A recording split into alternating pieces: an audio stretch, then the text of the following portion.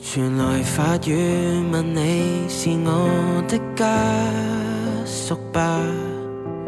原來我已自那白浪之巔墮下，明明分開，為何打這號碼？你可會很不解我怎不刪了他？我知不該，但是不改，像某種流亡的愛，千里之外，聯繫還是依在。有沒有一絲半秒傷悲？要是我今晚異地斷氣，問你可肯即夜趕搭通宵客機？有沒有一絲半秒歡喜？在無人以口來煩住你。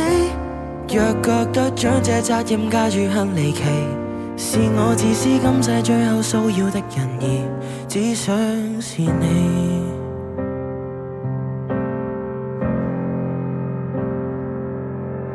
誰聯絡你？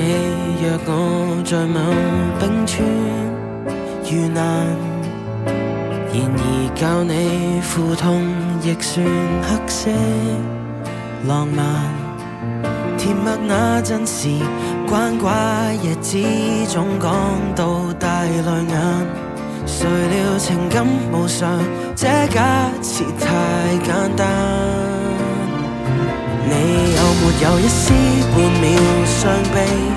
要是我今晚異地斷氣，問你可肯即夜趕搭通宵客機？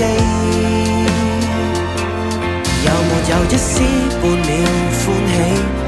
在無人以後去牽絆你。若覺得將這責任加諸很離奇，是我自私今世最後騷擾的人兒，只想是你，必須是你，很想被念記，即使淡淡微微。就算再新亦被嫌棄，都想借遺言說好想你，可惜最尾未夠運氣一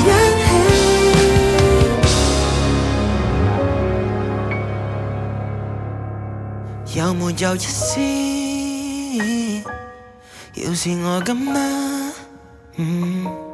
話到嘴邊打住，早變陌路人，常有幻想是大忌。